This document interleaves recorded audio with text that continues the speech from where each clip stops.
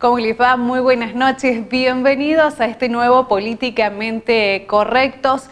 Seguimos en cuarentena, seguimos en pandemia y seguimos un poquito más hablando. En este caso vamos a hablar a través de la plataforma Zoom. Claro, estamos tratando de mantener el distanciamiento social, mantener todas las medidas sanitarias obligatorias también aquí en el canal. Por eso hablamos del coronavirus que lamentablemente ha precipitado la crisis económica global, mundial, que está haciendo estragos. La economía global se viene derrumbando y en nuestro país la pandemia parece estar llegando a su pico y se advierte que en países donde esto ocurrió hay rebrotes del virus amenazando con su permanencia. Y a pesar de la incertidumbre y de las pocas certezas sobre las consecuencias que dejará el COVID-19, la urgencia y la gravedad de la situación exigen pensar y ejecutar políticas públicas que permitan afrontar estos nuevos desafíos. La pandemia seguirá hasta que aparezca un tratamiento o una vacuna. Mientras tanto, el desafío es construir una nueva normalidad. La pandemia estaría marcando un hito en el cambio de la política mundial. Y hoy nos va a estar acompañando a través de Zoom Humberto Rollero. Humberto Rollero, quien fue 4 veces diputado de la Nación Argentina en representación de la provincia de Córdoba, también presidente del bloque justicialista, fue embajador de la República Argentina ante Italia y actualmente es el presidente del Instituto de Estudios Estratégicos y Relaciones Institucionales, IERI, del Círculo de Legisladores de la Nación. Le damos la bienvenida a Humberto Rollero y comenzamos con este Políticamente Correctos del día de hoy. Y como lo anunciábamos en el comienzo del programa, hoy nos acompaña de manera virtual Humberto Rollero. Muchas gracias por aceptar la invitación que tuvimos gracias a una amiga en común, Humberto. Así que muchas gracias por estar hoy con nosotros. Al contrario, es un placer estar con usted, con la gente de esa y con Mary Mónaco. No puedo dejar de estar con Mary. Humberto, el tema de la pandemia es el que nos viene preocupando últimamente y mucho a todos. Y sabemos que esta pandemia afectó sobremanera la economía mundial, la economía global. Pero, ¿la afectó tanto como a la Argentina o son afectaciones diferentes para lo que es Argentina y lo que es el resto del mundo? Es difícil saberlo, o sea, porque esta pandemia habrá que verla cuando finalice qué es lo que efectivamente quedó y qué es lo que efectivamente pasó. Argentina entró a esta pandemia con dificultades, con debilidades, como entró América Latina en general y nosotros en particular, y obviamente a las economías más débiles, con menos capacidad de recuperación, la pandemia afecta mucho más.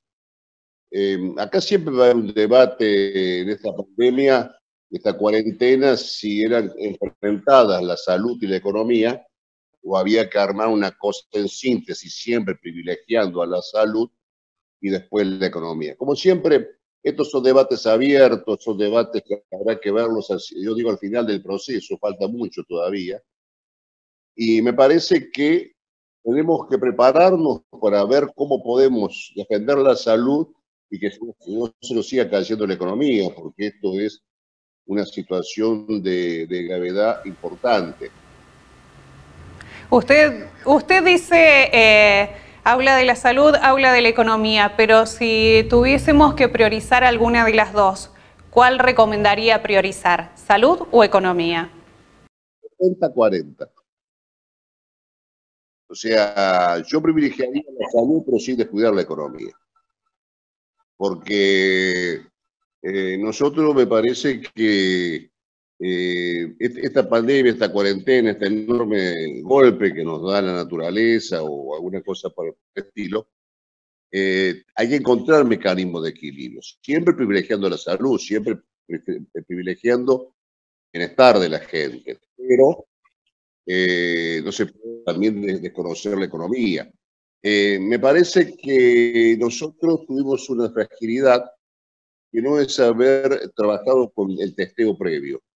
Me parece que esto hubiera sido un instrumento, por supuesto, siempre con el diario el día lunes más fácil que con el diario el día viernes, ¿no?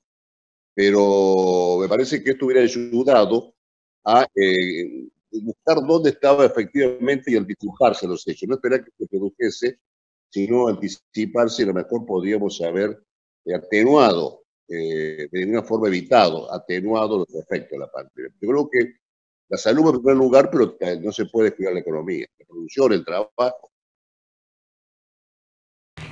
¿Nos agarró desprevenidos esta situación de pandemia o nos agarró ya preparados para enfrentarla? ¿Cómo cree que nos encontró a los argentinos? Creo que nos dio tiempo la pandemia en la medida que podíamos a preparar. O sea, no tuvimos el efecto inmediato que tuvo Europa, por ejemplo, caso Italia, España y otros países que se sorprendieron de una forma muy fuerte. A nosotros nos dio tiempo. Me parece que nosotros subestimamos un poco a la pandemia. Me parece que al principio algún proceso de no merituar exactamente qué significaba esto y cómo reaccionar.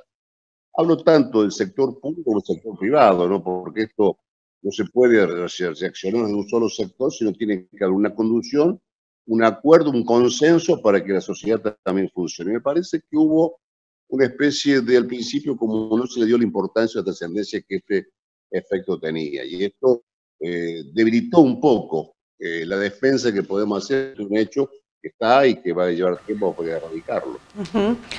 La cuarentena, el decreto, que vamos a decirlo bien, el decreto de que recibimos ese 20 de marzo, diciendo que, bueno, había que cerrar algunas cosas y de a poco se iba a ir flexibilizando, y esta cuarentena que se ha hecho eterna. ¿Qué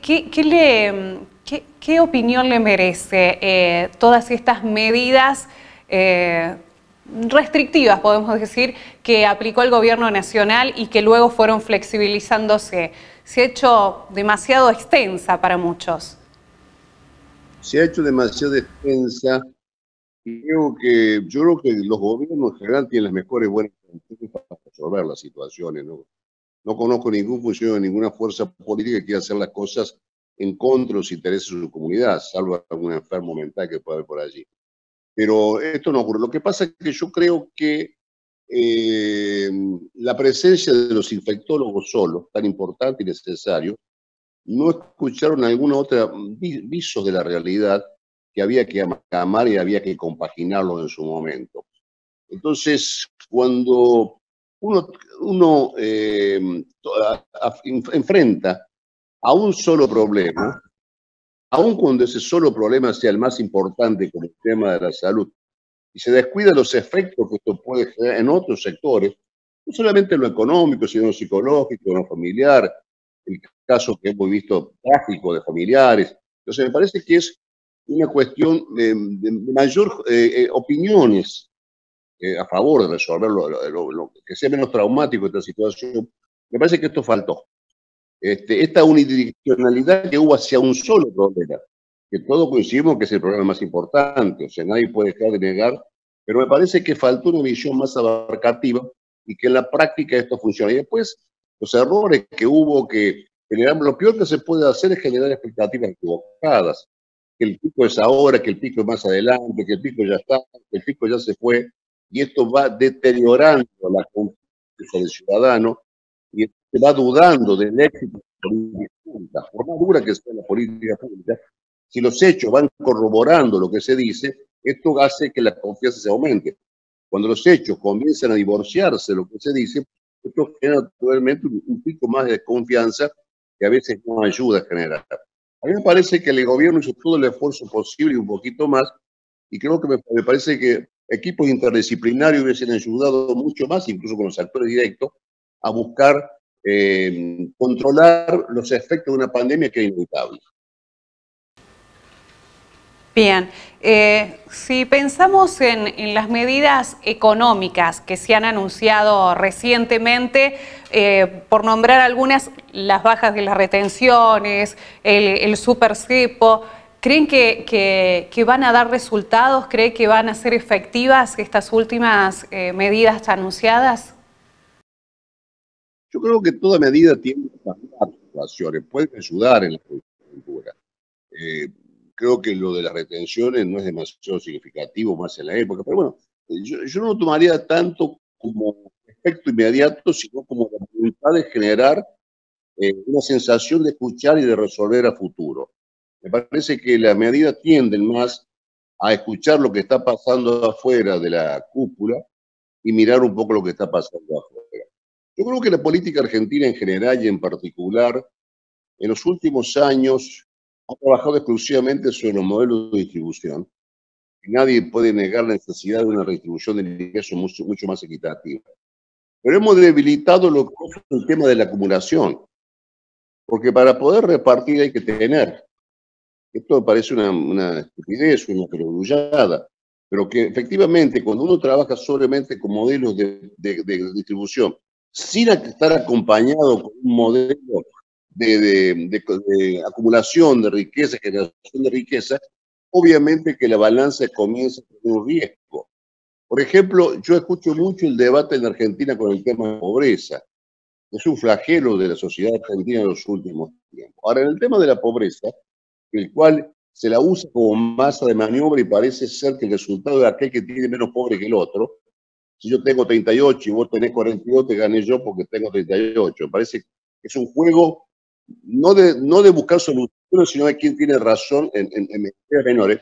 Si nosotros no atacamos el tema de la equidad y el tema del desarrollo, el tema de una sociedad que tiene desigualdades profundas y hace falta una producción mucho más fuerte, evidentemente el tema de la pobreza es un discurso.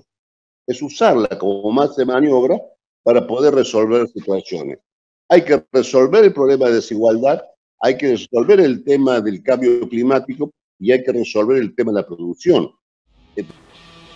Bien, hacemos una breve pausa, Humberto, y continuamos hablando mucho más, porque el tema de la pobreza, claro, nos está afectando y mucho, Así que vamos a seguir en el próximo bloque conversando con Humberto Rollero. No se mueven de ahí.